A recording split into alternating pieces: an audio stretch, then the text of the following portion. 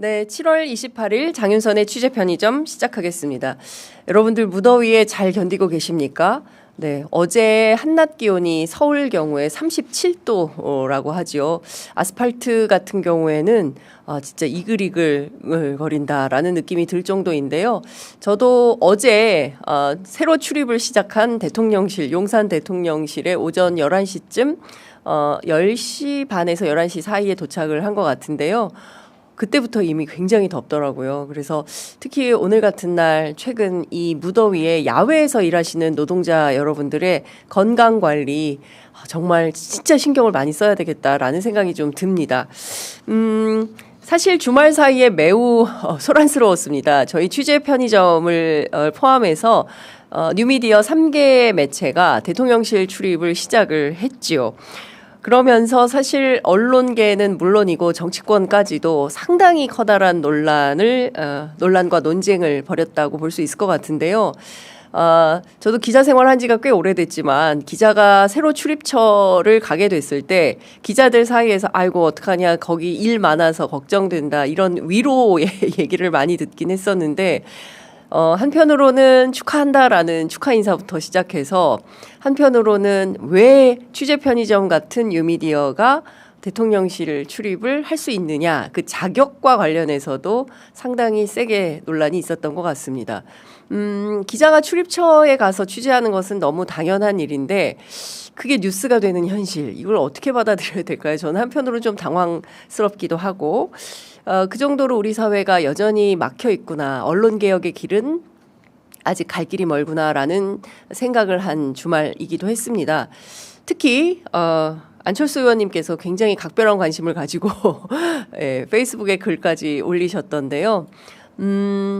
한편으로는 이슈를 세게 만들어주셔서 고맙습니다. 예. 더욱더 취재 편의점을 비롯한 뉴미디어 기자들이 적극적으로 열심히 취재 활동하라는 채찍질로 알고 저희들 더 열심히 취재 활동을 하도록 하겠습니다. 특히 취재 편의점에 쏟아진 수많은 댓글들을 보면서 진짜 뉴미디어 출신이라고 해야 되겠죠. 저는 오마이뉴스부터 시작을 했으니까요. 이 회사에 다니는 기자들이 언론개혁을 위해서 한 걸음 더 조금씩이라도 성장 발전하는 그런 기사들을 좀 많이 써야겠다라는 생각이 좀 들었는데요. 여러분 혹시 기억하십니까? 노무현 정부죠. 2001년부터 시작이 된 것 같습니다. 소위 기자실 개방 논란이 그때부터 시작이 됐습니다. 그러니까 벌써부터 24년 전의 일입니다. 24년 전에 우리 언론과 지금 언론 기자실 개방 문제 얼마나 큰 변화가 있었을까요? 제가 다시 가보니까요. 1도 변화가 없더라라는 생각을 하게 됩니다. 기자실의 문턱을 낮추고 브리핑룸 체제로 전환을 해야겠다라고 시작을 한 거죠. 인천공항 기자실 개방 사건이 가장 큰 사건이었는데요. 그 이후 24년이 흘렀지만 당시에 적극적으로 싸웠던 9개사, 10개사 인터넷 언론들 이미 지금 제가 가보니까 전부 기득권 언론이 되어 있더라고요. 그래서 사실은 고발뉴스 이상호 선배께서 정말 우리가 잘 해야 된다. 그래야 새로운 언론개혁의 역사를 쓸 수 있다라고 말씀을 하셨는데요. 저도 같은 맥락의 얘기를 안 할 수가 없을 것 같습니다. 기자실의 문턱은 낮추고 수많은 기자들이 자유롭게 취재 활동을 하면서 그 기자실 운영을 하는 데 있어서 문제적 행동을 한다면 그건 징계로 맞서면 되는 것이다. 그리고 지난번에 오마이뉴스 그리고 뉴스타파 등이 제기했던 미디어오늘 3개사죠. 이른바 법조 기자단에 대한 문제점을 제기했을 때 이 기자단에 대해서 결정권을 갖고 있는 것은 법원이지 기자단이 아니다라는 법원 판결도 있었습니다. 그럼에도 불구하고 대한민국 아마 제가 보기에는 전 세계 우리만 혹은 일본 정도 있을까요? 이런 기자단 문화 언제 이것이 사라질 수 있을까요? 이번에 새로 출입을 시작한 뉴미디어 3개사가 조금 더 적극적으로 취재 활동을 하면서 기자실 개방 이끌어낼 수 있도록 더 노력해 보도록 하겠습니다. 자, 애청자분들께서 굉장히 궁금해하세요. 도대체 대통령실은 어떤가? 그런데 대통령실이 아시는 것처럼 전체가 보안구역입니다. 따라서 막 그 영상을 돌리고 라이브하고 이게 좀 불가능한 지역이에요. 그래서 제가 취재한 내용을 그 말로 경우에 따라서는 뭐 사진, 공개할 수 있는 브리핑 룸 안에서의 인터뷰 뭐 이런 것들을 추진해 볼 수 있지 않을까 개인적으로 생각을 하고 있는데요. 출입처인 대통령실에서 그런 취재 활동을 허락해 줄지는 잘 모르겠습니다. 여하튼 그것은 규정한 대로 규정한 바에 따라서 저희가 취재 활동을 할 수밖에 없기 때문에 그것은 여러분들이 이해 또는 양해를 해 주시면 좋을 것 같고요. 관련해서 제가 몇 가지 새로운 사실을 확인했습니다. 진짜 100만 년 만에 다시 가보니까 면회실 있지 않습니까? 뭐 그 신분증 내고 누구 만나러 왔어요 이렇게 하는 면회실, 안내실이라고 통상 부르기도 하죠. 여기 키오스크가 등장했더라고요. 예, 지금 국회만 하더라도 이렇게 볼펜으로 써서 제출하는 형식인데 대통령실은 확실히 선진적이더라고요. 키오스크로 이렇게 우리 왜 커피 주문하듯이 누구 면담 왔는지 어느 방에 갈 건지 이런 것들을 키오스크로 하더라. 저는 개인적으로 상당한 문화 충격이었습니다. 그리고 여전히 대통령실 밥이 참 맛있더라고요. 예. 그리고 아침과 저녁은 비용을 안 받는다고 직원들의 경우에 기자들도 그런지는 모르겠습니다만 뭐 그렇다는 것 같고요. 점심은 3,000원인데 밖에서 먹을 수 없는 수준의 굉장히 훌륭한 식사가 나옵니다. 그런 것들을 우리 모두 다 같이 공동체가 나눌 수 있다면 얼마나 좋을까라는 생각을 잠시 하기도 했습니다. 자, 대통령실 어떻게 돌아가는지 궁금하시죠? 제가 어제 취재한 대통령실은 지금 코너를 오늘부터 시작을 하려고 합니다. 매일매일 대통령실 어떻게 돌아가고 있는지 궁금한 내용들 찾아서 보도하려고 하는데요. 그 내용 지금부터 함께 하시겠습니다. 저희가 준비한 영상 먼저 함께 보시겠습니다.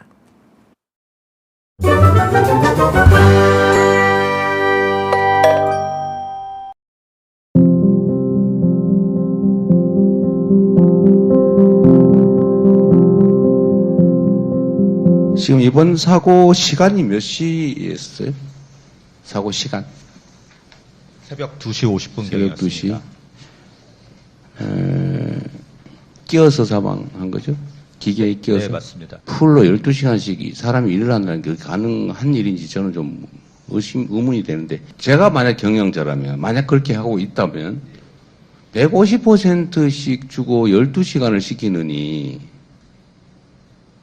8시간씩 3교대를 시키는 게 임금 지급에서 더 효율적이지 않습니까? 왜 그렇게 하죠? 근데 왜 12시간씩 일을 하는 게 이렇게 사회적 물의도 일어나고 사실 기업 입장에서 부담이 크잖아요. 기업 이미지가 얼마나 중요한데, 그죠? 그런데 12시간씩 막 교대를 계속하는 이유는 결국 기본 임금이 매우 낮아서 아마 8시간씩 3교대 하는 방식으로 일을 하면 임금이 적어질 거고, 총액 임금이. 그럼 그 임금으로는 일할 사람이 없어서 그런 거 아닐까? 라는 생각이 제가 얼핏 들었는데 좀 어떠세요? 이게 사고의 근본 원인 같아서 내가 물어보는 거예요. 그런 부분들도 충분히 있을 수 있다고 생각합니다. 저임금 장시간 노동. 네. 사실 이재명 대통령 잘 아시는 것처럼 소년공 출신이죠. 제가 김영훈 노동부 장관 사례 그 첫날 국무회의 스피치에서도 말씀을 드렸던 것처럼 우리 국민들 이유 없이 어처구니 없이 너무 많이 돌아가신다. 이 산재 사망 사고를 좀 줄일 수 없겠느냐. 그 방안에 대해서 마련을 해달라라고 주문을 별도로 하셨다는 겁니다. 퇴근하지 못하는 노동자들이 너무 많죠. 특히 SPC 빵 공장 같은 경우에는 도무지 이해할 수 없는 어처구니 없는 사고들이 연속적으로 발생을 했습니다. 중대재해처벌법에 따라서 처벌을 한다고는 하지만 그럼에도 불구하고 또 똑같은 사고가 발생하는 이유가 대체 무엇이냐에 대해서 대통령이 깊이 있게 따져 물은 장면 여러분들 함께 보셨는데요. 저는 가장 인상적인 대목은 이런 것이었습니다. 한 달 월급 300만 원 받는 노동자라고 해서 그의 목숨값이 300만 원은 아닙니다. 예, 만성적인 그 저임금, 고노동 이 현실을 타파할 수 있는 그런 현장의 대안을 좀 마련해야 되는 거 아니냐. 역시 소년공 출신 대통령답게 그런 주문을 한 겁니다. 아시는 것처럼 평택에서 시흥에서 SPC 공장에서 지난 3년간 모두 8명의 노동자들이 기계에 끼어 죽거나 다쳤습니다. 그래서 사람들은 SPC 삼립빵을 피 묻은 빵이라고 칭했죠. 그래서 먹지 않고 불매운동도 상당히 했습니다. 그런데 다녀보면 이상하게 그렇게 SPC 파리바게트 빵집이 많지 않습니까? 이 빵을 먹으려면 SPC 이 끼임 사고 먼저 좀 사고를 했으면 좋겠다. 이런 민원, 제발 우리가 빵을 좀 먹을 수 있게 해달라라는 민원도 상당히 많았던 것 같은데요. 대통령이 직접 나서자 문제가 이틀 만에 해결이 됐습니다. 돈 때문에 안전과 생명을 희생하는 거라면 정말로 바꿔야 한다라는 게 이재명 대통령의 발언인데요. 이틀 만에 SPC그룹이 생산직 8시간 초과 야근을 없애기로 했습니다. 그동안은 12시간 맞교대로 일을 한 거예요. 마치 무슨 3교대 하는 것처럼 얘기했지만 하루는 24시간이고 12시간 연속 근무를 주 나흘하면 몸이 피곤하겠습니까? 안 피곤하겠습니까? 예, 이게 특정 기간 한정해서 하는 것이 아니라 날마다 매일 이런 일이 벌어진다면 당연히 그 과로로 인해서 노동자들이 이런 일을 당할 수밖에 없다라는 것은 너무나 상식적인 일이다라는 생각이 좀 듭니다. 관련해서 강유정 대변인 어제 대통령실 브리핑룸에서 기자회견을 열었는데요. 이재명 대통령이 생명을 귀히 여기고 안전을 위한 비용을 충분히 감수하는 사회가 되어야 한다는 바람과 당부를 전한 지 이틀 만에 SPC그룹이 변화로 답을 했다라는 입장을 밝힌 겁니다. 관련된 영상 함께 보시겠습니다. 일주일에 나흘을 밤 7시부터 아침 7시까지 12시간씩 일하는 게 가능한지 의문이 든다라고 거듭 질문하면서 생명을 귀히 여기고 안전을 위한 비용을 충분히 감수하는 사회가 되어야 한다는 바람과 당부를 전한 지 이틀 만에 SPC그룹이 변화로 답한 셈입니다. 노동자의 생명과 안전을 담보로 한 기업의 이윤 추구는 어떤 이유로도 정당화될 수 없습니다. 생업을 위해 나간 일터에서 우리 국민들이 다치거나 목숨을 잃는 후진적 사고는 이제 근절되어야 합니다. 이재명 정부는 OECD 산재 사망률 최상위라는 오명을 벗고 행복하고 안전한 일터를 만들기 위해 모든 노력을 다하겠습니다. 네.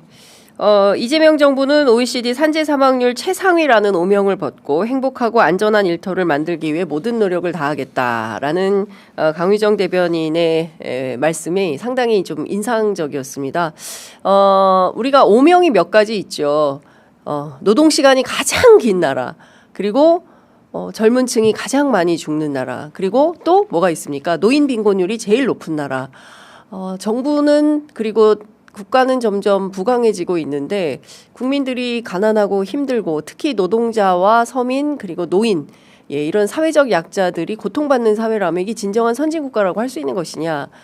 선진복지국가로 가기 위해서 우리는 어느 곳에 어떤 방식으로 비용을 치를 것이냐 상당히 많은 논란이 있었는데요. 그에 대한 답을 이재명 정부, 국민주권정부가 찾아나가고 있다라는 생각이 좀 들었습니다.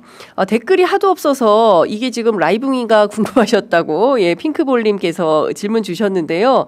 라이브 맞습니다. 네, 아침이라 댓글이 너무 안 올라가서 제 방인가 했습니다라고 했는데요.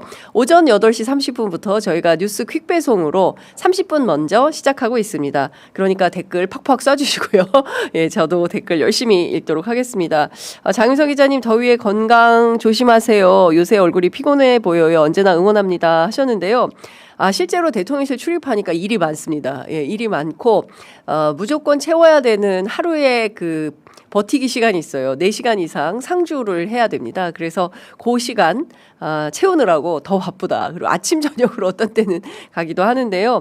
어쨌든 저도 열심히 하도록 하겠습니다. 일하면서 라디오처럼 듣느라 그래요 라고 말씀 주셨는데요.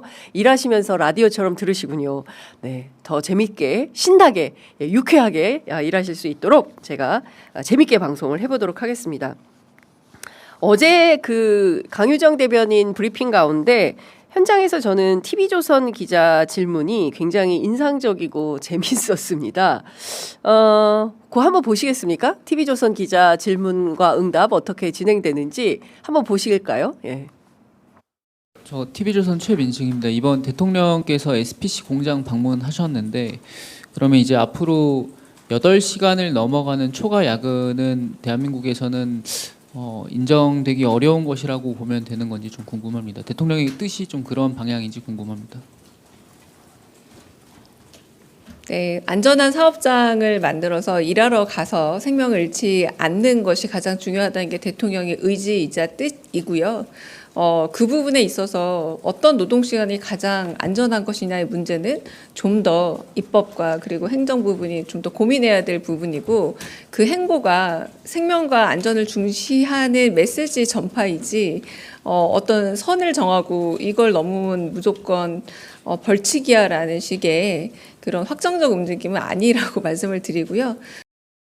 네, 강유정 대변인께서도 약간 웃참, 예, 웃음을 참으면서 그 설명을 좀 해주셨는데요. 사실은 TV조선 기자가 앞열에 앉고 저는 좀 뒷열에 앉았습니다. 제가 사실은요, 지금 그 기자실이 그 1기자실, 2기자실, 3기자실이 있어요. 그러니까 1기자실은 중앙지, 그러니까 인터넷 포함해서 뭐 신문, 방송, 중앙지 기자들이고, 2기자실은 지방지 기자들이고, 3기자실이 이제 저처럼 이렇게 여러 매체의 기자들이 이제 있는 방인데, 이 방에 뭐 그 독서실처럼 이렇게 되어 있습니다. 근데 거기에 이렇게 왜 보면 짐 막 갖다 놓잖아요. 근데 자주 안 나오고 자리가 없어요. 그래서 제가 큰 그 대브리핑룸에 있는데 전 뒤쪽에 좀 자리를 잡고 있었는데 저도 저 질문을 들으면서 막 웃었어요. 어제.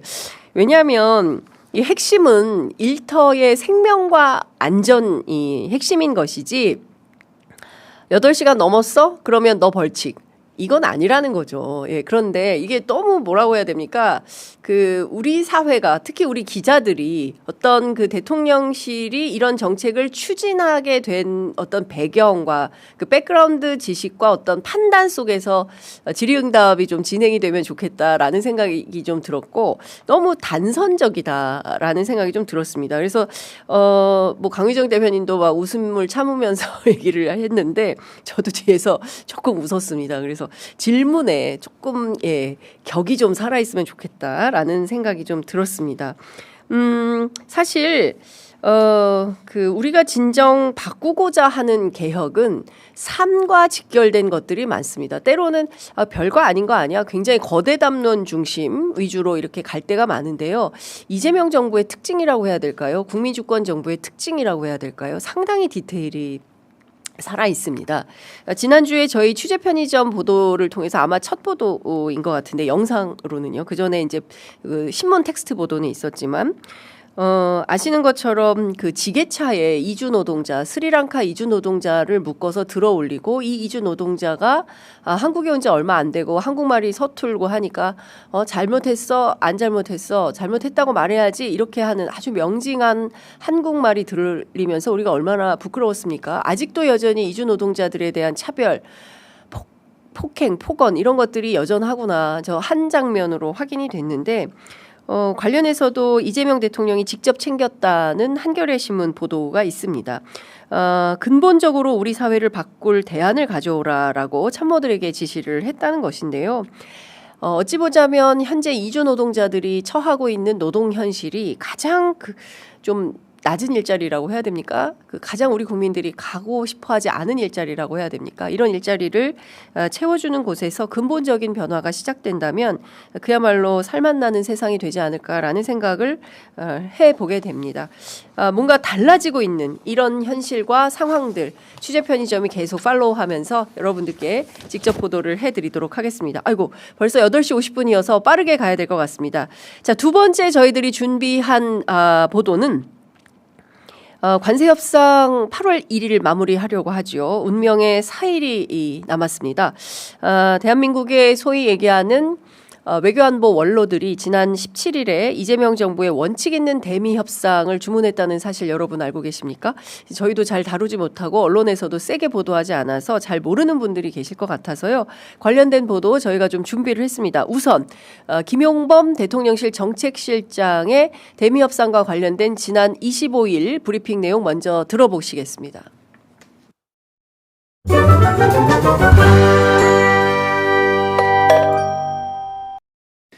지난 7월 24일 김정관 산업통상자원부 장관과 여한구 통상교섭본부장은 하워드 러트닉 상무장관과 만나서 한미 제조업 협력 강화 방안을 포함하여 관세 협상 타결 방안을 심도 있게 논의하였습니다.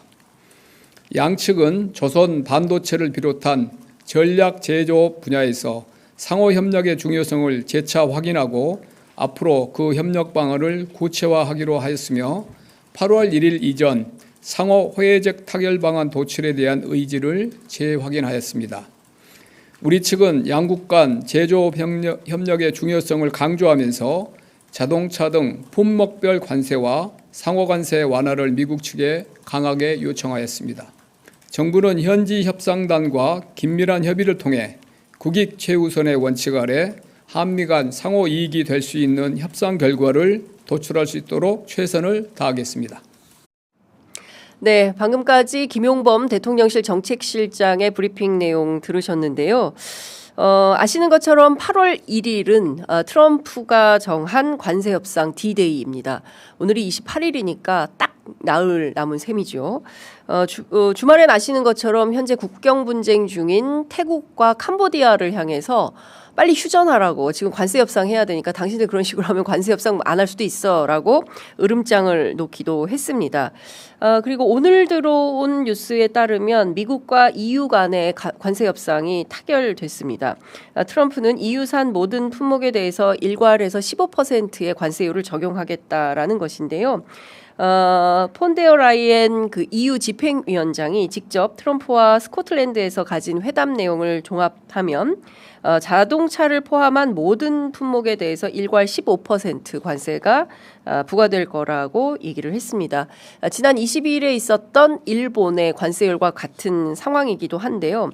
아시는 것처럼 주말 사이에 쏟아져 나온 일본과 관련된 협상 내용에 대해서는 석연치 않은 대목이 상당히 많이 있습니다. 일단 일본은 5,500달러를 미국에 투자하겠다라는 약속을 하고 15%의 관세율을 얻었죠.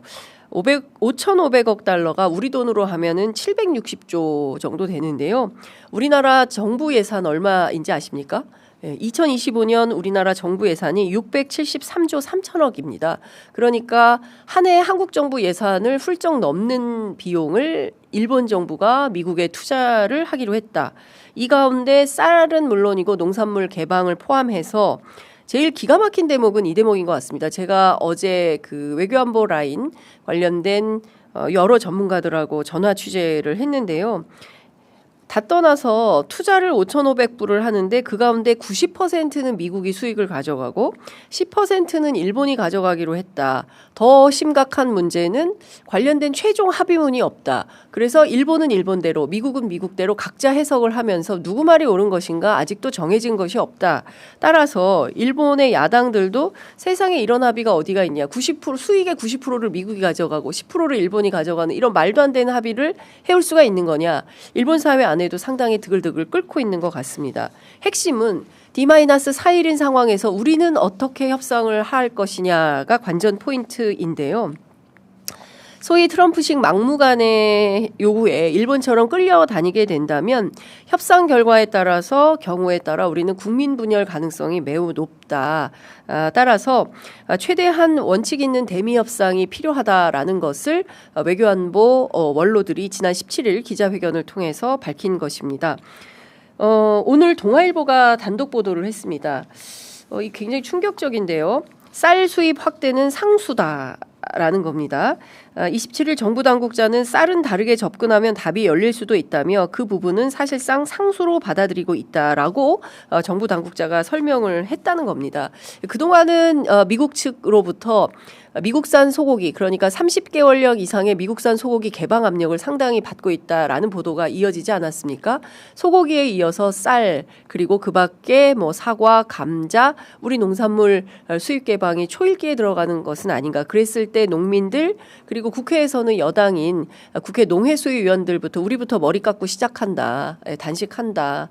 왜 농민들이 늘 희생양이 되어야 하느냐라는 우려와 탄식이 쏟아지고 있습니다. 따라서 국민 분열 가능성을 최소화하면서 우리가 어떻게 대미 협상을 할 것인가는 굉장히 중요한 포인트인데요. 관련해서 대통령이 협상단에게 복잡 다단한 상황을 염두에 두고 협상하라라는 메시지를 대통령실 참모진과 협상팀에 전달한 것으로 파악이 됐다라고 경향신문이 오늘 단독 보도를 했습니다. 관련된 내용을 종합해보면 우리는 어떻게 협상을 해서 막무가내식 트럼프와의 협상에서 그래도 국익을 최우선하는 협상을 해낼 것이냐 굉장히 이제 중요한 포인트인데요. 아이고 3분밖에 안 남았네요. 큰일입니다. 핵심만 말씀을 좀 드려야 될 것 같습니다. 제가 대통령실 취재를 해보니까 지금 관세 협상 과정에서 통상과 안보를 묶는 패키지들이 유력한 걸로 보입니다. 관련해서 외교안보 언론들은 이런 얘기를 하고 있습니다. 트럼프가 약육강식이 판치는 동물의 세계에서나 있을 법한 짓을 동맹국이자 자주독립국인 대한민국을 상대로 자행하고 있다라고 비판을 하고 있는데요. 심지어 국방비를 GDP의 5%로 올려라 이렇게 요구를 하는데 이 또한 사리에 맞지 않는다라고 비판하고 있습니다. 지금 보면요. 미국도 국방비를 국내 총생산 GDP의 3.5%만 쓰고 있다는 겁니다. 그런데 왜 우리한테는 5%로 증액을 하라 이렇게 요구를 하느냐. 자국도 3.5% 쓰면서 왜 우리한테는 5%를 요구하느냐. 이거 사리에 맞지 않다 이런 비판을 하고 있습니다. 무엇보다 국방비를 5%로 할지 1%로 할지 50%로 할지 이것은 주권자인 우리 국민들이 결정할 일이지 트럼프가 이래라 저래라 감내라 배내라 결정할 일이 아니다라는 것이 외교안보 원로들의 기본적인 가치 판단인 것입니다. 그리고 우리는 북한과 대치 중이지 않습니까? 관련해서 미국과의 동맹국 가운데 가장 높은 수준의 GDP 대비 국방비를 지출하고 있습니다. 2.3% 지출을 하고 있는데요. 여기에 5%까지 늘리라고 한다면 사실상 우리한테 필요하지도 않은 미국산 무기를 더 사라. 이런 강매 행위에 지나지 않는다라는 비판이 쏟아지는 것입니다. 특히나 미국은 지금 현재 주한미군을 한국 방어뿐만 아니라 인도태평양 미국의 패권을 지키기 위해서 사실상 중국 견제용으로 활용하려고 주한미군의 방위비 분담금도 올리고 국방비 폭증도 동시에 요구하고 있는 거 아니냐 이런 의심을 외교안보 원로들이 하고 있는 것인데요. 특히 주한미군 주둔 비용으로 100억 달러 그러니까 우리 돈으로 환산하면 13조 7천억 원 정도 되는데 이 자체도 9.7배 그러니까 약 10배 정도 올라간 금액이고요. 주한미군 주둔 비용도 사실상 FTA처럼 방위비 분담 특별협정이라는 게 있습니다. SMA. 이걸 통해서 내년부터 매년 1조 5,192억 원을 부담키로 합의한 상태이고 예를 들어서 이걸 바꾸려고 한다면 SMA 이 변경을 하기 위해서 국회가 결정을 해야 되는데 과연 국회가 또 어떤 입장을 견지할지 이 또한 매우 복잡한 상황이다라는 말씀을 드릴 수밖에 없습니다. 그럼에도 불구하고 마치 트럼프가 한국이 무임승차국인 것처럼 오도하는 가짜뉴스를 퍼뜨리는 것은 대단히 문제가 심각하다라고 외교안보 원로들은 비판하고 있습니다. 이 가운데 어제 중앙일보가 눈에 띄는 보도를 했는데요. 우리 대통령실에서 미 측의 조선 분야에 대한 높은 관심이 있는 것을 확인했다라는 설명과 관련해서 조선업 협력이 한미 통상협상의 마지막 막판 카드로 부상하고 있다라는 보도를 쏟아냈습니다. 중앙일보뿐만 아니라 오늘 조선일보의 경우에는 조선 동맹이다 이런 표현까지 쓰고 있고 동아일보도 마찬가지고 주요 보수 언론 3대 언론이 조선업을 필두로 해서 새로운 동맹 체제를 만들어야 된다라는 주장을 하고 있습니다. 여기에 핵심은 뭐냐면 지금 인도 태평양 지역에서 미국이 중국을 견제하기 위해서 해군력 증강에 몰두를 하고 있지 않습니까? 여기에서 정치안보 신뢰가 요구되는 함정 유지, 보수, 정비 이거를 MRO 분야라고 하는데 이 분야에서 즉각 협력이 가능한 나라는 한국밖에 없다. 따라서 이걸 지렛대로 해서 협상 타결 가능성이 높다라는 내용이 보도가 되고 있습니다. 문제는 한반도 평화를 어떻게 할 것이냐입니다. 이재명 대통령은 그동안 국익 중심 한반도 평화 우선주의 그리고 미국의 할 말은 한다라는 외교 자세를 일관해 왔는데요. 한반도 평화를 위해서는 남북관계 정상화가 굉장히 요구가 되고 미국의 요구대로 또 국방비 증액을 5% 정도까지 하게 된다면 경우에 따라서는 남북한 군사적 긴장이 더 높아질 수 있게 되고 그렇게 되면 평화는 어떻게 되겠습니까? 멀어지게 되겠죠. 상당히 여러 가지 차원에서 딜레마적 상황에 있는 것이 사실이다 싶습니다. 우리 대표팀이 무엇보다 국익에 우선해서 협상을 하고 있지만 농산물은 농산물대로 또 안보는 안보대로 예를 들어서 통상과 외교 안보를 패키지 딜로 했을 때 여러 가지 엇박자가 날 가능성이 있어서 관련한 취재 내용을 좀 말씀을 드렸는데요. 이것은 이렇게 끝내기 어려워서 제가 외교안보 전문가들 또 불러서 관련된 내용을 종합해서 보도해 드리도록 하겠습니다. 아이고 댓글도 많이 주셨는데 제가 다 소개해드리지 못해서 송구하고 저희가 그 취재를 열심히 하니까 진짜 할 얘기가 많네요. 네, 저희가 바로 다음 코너로 이어가도록 하겠습니다.